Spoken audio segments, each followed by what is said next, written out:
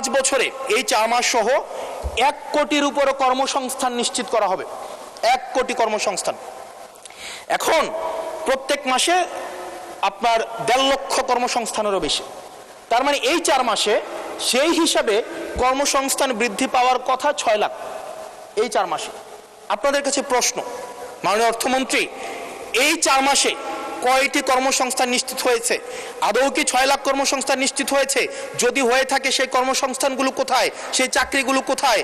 যারা শিক্ষিত হয়ে সার্টিফিকেট হাতে নিয়ে চাকরির জন্য দুয়ারে দুয়ারে যাচ্ছে, ক্ষুদ্র ঋণের জন্য দুয়ারে দুয়ারে যাচ্ছে, আসলেই কি আমরা এই 6 লাখ কর্মসংস্থান আমরা সৃষ্টি করতে পেরেছি কিনা, নাকি নির্বাচনের আগে সেটি শুধুমাত্র প্রতিশ্রুতির মধ্যেই সীমাবদ্ধ থাকবে? এই বিষয়টি আমাদের স্পষ্ট হতে হবে। মাননীয় স্পিকার, এই বাজেট সেশনে এই বাজেটকে বিভিন্ন পক্ষ থেকে বিভিন্ন বিশেষণে বিশেষায়িত করা হচ্ছে। কোনো পক্ষ বলছে এটি ওভার অ্যাম্বিশিয়াস, কেউ বলছে এটা বাস্তবায়ন অযোগ্য, কেউ বলছে সাহসী। এই বিশেষণের ঊর্ধ্বে উঠে আমরা আমাদের জায়গা থেকে কিছু প্রশ্ন করতে চাই। আমরা এটা জানি যে এই বাজেটটি যখন করা হয়েছে একটি বিশেষ পরিস্থিতিতে, সংকটকালীন সময়ে এই বাজেটটি করা হয়েছে। এই সব দিক বিবেচনায় অর্থমন্ত্রীকে কিছু প্রশ্ন করতে চাই বাজেটের কিছু অসঙ্গতি নিয়ে, এবং জনগণ সেটা সিদ্ধান্ত নিবে যে এই বাজেটটিকে আসলে জনগণের জন্য নিষ্পেষণের হাতিয়ার হিসেবে বিবেচিত হবে নাকি উন্নয়নের অগ্রগতির একটি সোপান হিসেবে বিবেচিত হবে। প্রথম যে অসঙ্গতিটি সেটি হচ্ছে রাজস্ব নিয়ে। মাননীয় স্পিকার, আমরা যদি বাংলাদেশের গত বছরের রাজস্বটি দেখি, লক্ষ্যমাত্রা ছিল 5,03,000 কোটি টাকা। সেই জায়গায় 11 মাসে অর্জিত হয়েছে 4,60,000 কোটি টাকার মতো। হাতে আছে আর 1 মাস, ধরে নিচ্ছে 48,000 কোটি টাকা সেখান থেকে আমাদের লক্ষ্যমাত্রা অর্জিত হবে। তার মানে আমাদের অর্জিত হচ্ছে 4 লক্ষ কোটি টাকা। 3,60,000 কোটি টাকা প্লাস 40,000 কোটি টাকা, অর্থাৎ হচ্ছে 4 লক্ষ কোটি টাকা। মাননীয় স্পিকার, এই বাজেটে রাজস্বের লক্ষ্যমাত্রা নির্ধারণ করা হয়েছে 6,95,000 কোটি টাকা, অর্থাৎ প্রায় 74% লক্ষ্যমাত্রা বৃদ্ধি করা হয়েছে। পৃথিবীর সব দেশে তাবৎ অর্থনৈতিক ব্যবস্থায় বাজেটের যে রাজস্বের যে প্রবৃদ্ধি থাকে সেটি 10 থেকে 12% একটা আইডিয়াল একটা ফিগার। সেই জায়গা থেকে মাননীয় অর্থমন্ত্রীর কাছে আমার প্রশ্ন, সারা দেশে বা বিগত রাজস্ব কালেকশনের যদি আমরা হিস্ট্রিটা দেখি, 10 থেকে 12%-এর জায়গায় সরকারের কাছে এমন কি মেকানিজম রয়েছে যে মেকানিজমের মধ্য দিয়ে প্রায় আমরা 75% আমরা রাজস্ব নতুন করে আমরা সংগ্রহ করতে পারবো। মাননীয় স্পিকার, সেই জায়গা থেকে আমরা বলছি যে এই যে রাজস্বের যে মাত্রাটি নির্ধারণ করা হয়েছে এবং এনবিআর এর যে সক্ষমতা রয়েছে সেটি বিবেচনায় এই বাজেটটির লক্ষ্যমাত্রা রাজস্বের ক্ষেত্রে কতটা অর্জিত হবে সেটি আসলে আমরা সন্দেহ প্রকাশ করছি। দ্বিতীয়ত, কিছুক্ষণ আগে একজন বলে গেলেন, একজন মাননীয় সংসদ সদস্য, যে আমাদের দেশের ইনভেস্টমেন্ট ফ্রেন্ডলি একটা এনভায়রনমেন্ট ক্রিয়েট করা হয়েছে। মাননীয় স্পিকার, 100 টাকার যদি আমি বাংলাদেশে ব্যবসা করি আমাকে কর্পোরেট ট্যাক্স দিতে হয় 27.5%, অর্থাৎ আমি সেখানে 100 টাকার মধ্যে আমার পকেটে থাকে আর 72.50 টাকা, 72.5 টাকা। এই 72.5 টাকার মধ্যে আমার ডিভিডেন্ড ট্যাক্স 4.5 আমাকে দিতে হয় মাননীয় স্পিকার 40%, অর্থাৎ আমার পকেটে তখন থাকে 43.5 টাকা। এই 43.5 টাকা আমি 100 টাকা ইনকাম করি, আমার সর্বসাকুল্যে আমার ট্যাক্স চলে যায় 56.5%। আমরা যদি মালদ্বীপের দিকে তাকাই, আমরা যদি সিঙ্গাপুরের দিকে তাকাই, মালয়েশিয়ার দিকে তাকাই, সেখানে এই কর্পোরেট ট্যাক্স হচ্ছে 0%। আমরা যদি শ্রীলঙ্কার দিকে তাকাই 15%, নেপালের দিকে যদি তাকাই তাহলে সেটা 5%। শুধু সরকারের সমালোচনার খাতিরে না, আমরা নির্মোহভাবে কনস্ট্রাকটিভ ক্রিটিসিজমের জায়গা থেকে আমরা বলছি এই 56.5% কর্পোরেট ট্যাক্স এবং ডিভিডেন্ড ট্যাক্স বিদ্যমান রেখে এটা ডোমেস্টিক ইনভেস্টমেন্টকেও প্রমোট করবে না এবং ফরেন ইনভেস্টমেন্টকেও প্রমোট করবে না। যে বিজনেসম্যান আমার সিঙ্গাপুরে বিজনেস করতে পারবে 0% ট্যাক্স দিয়ে, সেই বিজনেসম্যান 56.5% ট্যাক্স দিয়ে সেই বাংলাদেশে বিজনেস করতে আসবে না। মাননীয় স্পিকার, আমরা সেই জায়গা থেকে প্রত্যাশা করেছিলাম যে এই বাজেট একটা ইনভেস্টমেন্ট ফ্রেন্ডলি একটা বাজেট হবে এবং কর্পোরেট ট্যাক্সের একটা সহনশীল মাত্রায় কর্পোরেট ট্যাক্সকে রিডিউস করা হবে। হতাশ হয়েছে মাননীয় স্পিকার। মাননীয় স্পিকার, আমরা যদি পরবর্তী যে অসঙ্গতিটা সেটা হচ্ছে মূল্যস্ফীতি এবং জিডিপির যে লক্ষ্যমাত্রা নির্ধারণ করা হয়েছে। বর্তমানে মূল্যস্ফীতি হচ্ছে 9.4%, এবং আমরা যদি খাদ্যপণ্যের মূল্যস্ফীতি ধরতে যাই সেটা 12%-এরও বেশি। এখন এই বাজেটে নির্ধারণ করা হয়েছে মূল্যস্ফীতি সেটা আমাদের 7.5%-এ রিডিউস করা হবে। পৃথিবীর সব দেশে, সব বাজেটে, সব অর্থনৈতিক ব্যবস্থায় মূল্যস্ফীতিকে নিয়ন্ত্রণ করার স্বীকৃত মাধ্যম হচ্ছে দুইটা। একটা হচ্ছে উচ্চ হারে সুদ নির্ধারণ করা, অথবা গভর্নমেন্ট এক্সপেন্ডিচার কমিয়ে নিয়ে আসা। আমাদের একটা অর্থ বছরে 1,40,000 কোটি টাকার একটা নির্ভরশীল অর্থনীতি বিদ্যমান রেখে আমরা কিভাবে মূল্যস্ফীতিকে আমরা 7.5%-এ নিয়ে আসব, এই যে স্ববিরোধী যে অবস্থানটা, এই জায়গাটা আমাদের কাছে আসলে মাননীয় স্পিকার স্পষ্ট না। আপনি একই সাথে বলছেন আপনি মাছ মুচমুচে করে ভাজবেন, আবার একই সাথে বলছেন আপনি তেলটা কম দিবেন। এই যে স্ববিরোধী অবস্থানটা, এটা আমাদের সাধারণ মানুষের কাছে এটা স্পষ্ট হতে হবে। মাননীয় স্পিকার, আমরা এই সংসদে দেখেছি মাননীয় প্রধানমন্ত্রী নিত্য প্রয়োজনীয় দ্রব্যের দাম নিয়ন্ত্রণের যেই সুপারিশটি করেছেন এবং যে বিষয়ে বলেছেন, এটির জন্য জনগণ বাহবা দিয়েছেন। আবার গত পরশুদিন মাননীয় অর্থমন্ত্রীকে আমরা দেখলাম আমাদের খুবই নিত্য প্রয়োজনীয় আমাদের কাপড়, রড সিমেন্ট, তারপর হচ্ছে নিত্য প্রয়োজনীয় 16টি দ্রব্যের মধ্যে উনি ট্যাক্স বসানোর কথা বলেছেন। এখন মাননীয় স্পিকার, প্রশ্নটি হচ্ছে এই নিত্য প্রয়োজনীয় দ্রব্যটিতে যখন ট্যাক্স বসাবে, দিন শেষে বিক্রেতা কিন্তু এই ট্যাক্সের বোঝাটি আমাদের তৃণমূলের যে ক্রেতারা থাকবেন, এই ক্রেতাদের থেকেই কিন্তু এই ট্যাক্সটি মাননীয় স্পিকার যাবে। সুতরাং যখন বলা হয়েছে নিত্য প্রয়োজনীয় দ্রব্যের দাম কমানো হবে, আবার বলা হচ্ছে ট্যাক্স বাড়ানো হবে, এটিও কিন্তু মাননীয় স্পিকার একটি সাংঘর্ষিক অবস্থায় রয়েছে। সুতরাং যদিও বলা হয়েছে নিত্য প্রয়োজনীয় দ্রব্যের দাম কমাবে, সেই জায়গায় নিত্য প্রয়োজনীয় দ্রব্যের দাম দিন শেষে কমবে না, কারণ এই ট্যাক্সের বোঝাটি দিন শেষে আমার আপনার মতো সাধারণ মানুষের উপরে চেপে বসবে। দিন শেষে এই জায়গাটি হচ্ছে মাননীয় স্পিকার প্রশ্নবিদ্ধ। মাননীয় স্পিকার, আমরা সরকার দল থেকে একটি কমিটমেন্ট পেয়েছিলাম নির্বাচনের আগে, সেটি হচ্ছে আগামী 5 বছরে এই 4 মাস সহ 1 কোটির উপরে কর্মসংস্থান নিশ্চিত করা হবে। 1 কোটি কর্মসংস্থান। এখন প্রত্যেক মাসে আপনার 1.5 লক্ষ কর্মসংস্থানেরও বেশি।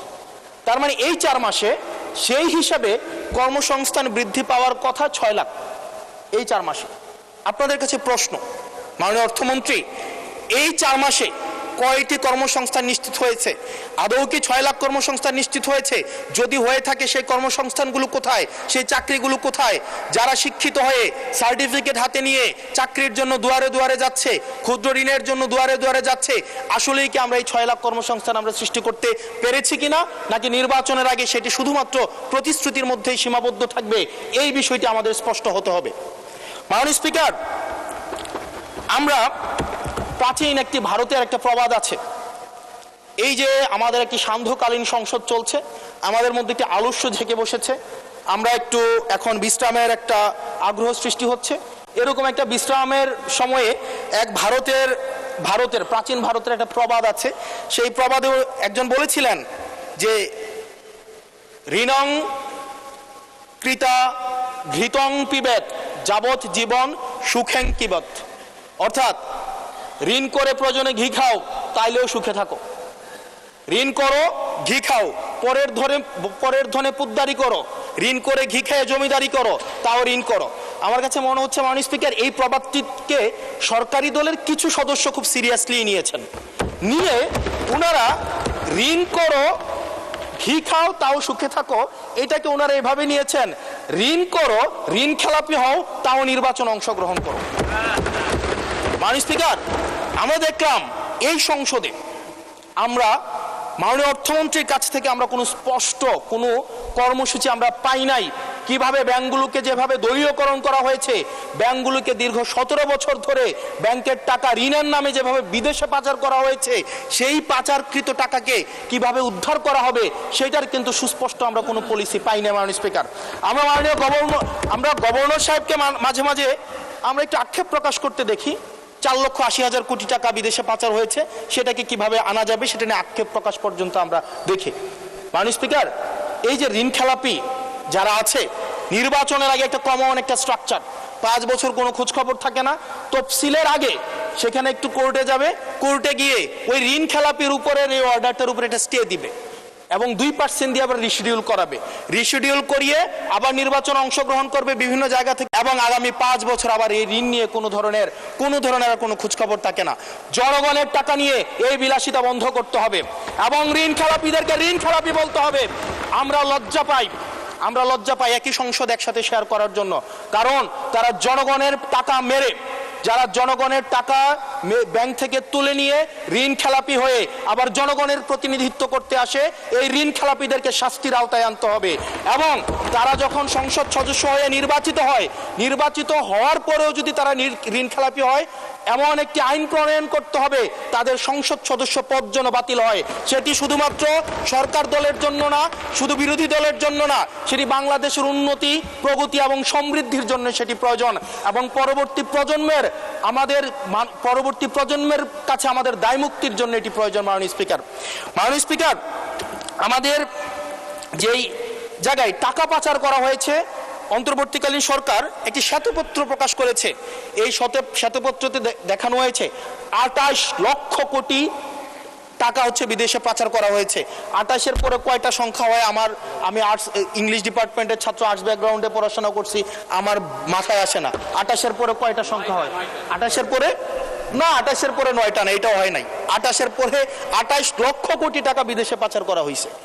এখন মাননীয় স্পিকার, যারা পাচার করেছে তারা সদর্পে এখন হচ্ছে মাননীয় স্পিকার গুলশান, বনানী, ধানমন্ডি এই দেশে এখন বুক ফুলিয়ে চলাফেরা করে। মাননীয় স্পিকার, আমরা দেখেছি অন্তর্বর্তীকালীন সরকারের সময় বসুন্ধরার পুত্র সুবহান দেশে ঢোকার সাহস পায় নাই, আমরা দেখেছি আনবির দেশে ঢোকার সাহস পায় নাই, কিন্তু এই সরকার নির্বাচিত হয়ে আসার পরে আমরা দেখেছি সদর্পে এই সুবহানের পুত্র, এই ধর্ষক দেশে ঢুকেছে। মাননীয় স্পিকার, অন্তর্বর্তীকালীন সরকারের সময় দুর্নীতি দমন কমিশন বসুন্ধরার বিরুদ্ধে মামলা করেছে। আমরা দেখেছি এই মামলার কি অগ্রগতি হয়েছে সেটা আমরা জানতে চাই। আন্ডার টেবিল কোনো ধরনের সমঝোতা হয়েছে কিনা। যদি সমঝোতা না হয়ে থাকে তাহলে তাদের বিরুদ্ধে আইনগত ব্যবস্থা নিতে বাধাটা কোথায় সেটা বাংলাদেশের মানুষের সামনে প্রকাশ করতে হবে। মাননীয় স্পিকার, অন্তর্বর্তীকালীন সরকার এই বসুন্ধরা গ্রুপ যারা বিদেশে টাকা পাচার করেছে, মানুষের সম্পদ দখল করেছে এবং মিডিয়ার মধ্য দিয়ে আওয়ামী লীগের গুম খুন হত্যাকে যারা বৈধতা দিয়েছে, তাদের খুঁটির জোর কোথায় সেটা আমরা জানতে চাই। মাননীয় স্পিকার, আমরা মাননীয় স্পিকার অবশ্য শুনতে পেয়েছি, বললে অবশ্য অনেকে রাগ করে।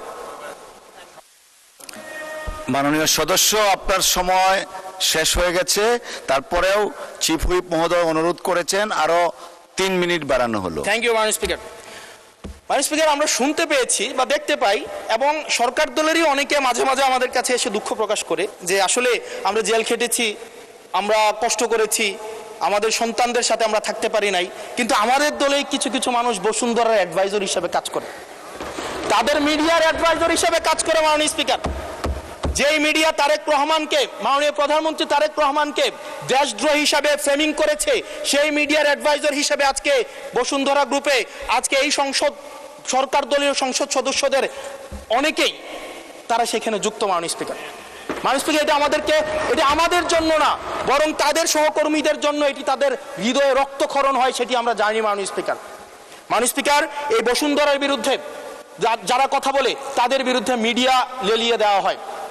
মাননীয় স্পিকার, আমরা যারা ঋণ খেলাপি, যারা ব্যাংকগুলোকে দখল করেছে, যারা গণতন্ত্র পথকে রুদ্ধ করেছে, গুম খুনের বৈধ, একটু ওয়েট করেন, সময় তো দিবে, আসতেছে, শেষ হোক।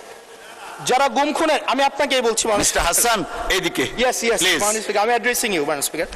যারা গুম খুনের বৈধতা উৎপাদন করেছে তাদের বিরুদ্ধে আমরা অন্তত বিএনপি থেকে স্ট্রিক্ট আমরা অ্যাকশন দেখতে চাই। মাননীয় স্পিকার, মাননীয় প্রধানমন্ত্রী প্রতিশোধ পরায়ণ হন নাই, আমরা সেটাকে ওয়েলকাম জানাই। মাননীয় স্পিকার, প্রতিশোধ পরায়ণ না হওয়া আর সুবিচার নিশ্চিত না করা দুইটা এক না। মাননীয় স্পিকার, আমরা ওয়েলকাম করি উনি প্রতিশোধ পরায়ণ হন নাই, ব্যক্তিগত রাগ ক্ষোভের ঊর্ধ্বে উনি উঠতে পেরেছেন, কিন্তু আমরা এটা ওনার কাছ থেকে শুনতে চাই, উনার দলের কাছ থেকে শুনতে চাই গুম খুনের হত্যার উনি সুবিচার নিশ্চিত করবেন, উনি আইনের শাসন নিশ্চিত করবেন এবং এতদিন ধরে যারা নিয়ন্ত্রিত মিডিয়ার মাধ্যমে এই ফেসিবাদের পক্ষে যারা বয়ান উৎপাদন করেছেন তাদের বিরুদ্ধে উনি সুবিচার নিশ্চিত করবেন। মাননীয় স্পিকার, আমাদের প্রতিহিংসার কথা বলছি না, প্রতিশোধ পরায়ণতার কথা বলছি না। মাননীয় স্পিকার, আজকে এই জায়গাতে আমরা আবার দেখতে পাচ্ছি, যেটা আমাদেরকে শঙ্কার মধ্যে ফেলে, রাজনৈতিক প্রতিহিংসার রাজনীতি আবার শুরু হচ্ছে। মাননীয় স্পিকার, একজন সরকার দলীয় একজন প্রতিমন্ত্রীর বিরুদ্ধে কথা বলায় মিডিয়ার একজন সম্পাদকের বিরুদ্ধে মামলা করা হয়েছে। মাননীয় স্পিকার, এটা খুবই দুঃখজনক। ওনাকে জেলে নেওয়া হয়েছে একজন প্রতিমন্ত্রীর বিরুদ্ধে কথা বলায়। এবং মাননীয় স্পিকার, আমি আপনার প্রোটেকশন দাবি করছি, কারণ আমরাও বলতে ভয় পাই, কারণ আমরা যদি সরকারের সমালোচনা করি, কোনো প্রতিমন্ত্রীর বিরুদ্ধে কথা বলি, মন্ত্রীর বিরুদ্ধে কথা বলি, আমার এলাকার বাজেট দিয়ে বন্ধ করে দিবে না, সেটার কিন্তু নিশ্চয়তা নাই। সেই কারণে আমাদের মধ্যে অনেকেই কথা বলার সময় আওয়াজটা একটু কম করে বলে। মাননীয় স্পিকার, আপনার কাছে অনুরোধ করি, আমার জন্য আমার এলাকার মানুষকে যেন বঞ্চিত করা না হয়। আমি এই সংসদে অনুমতি নিয়ে কখনো বিরোধিতা হয় না, কখনো অনুমতি নিয়ে আমি আপনার বিরোধিতা করতে চাই। অসংখ্য ধন্যবাদ।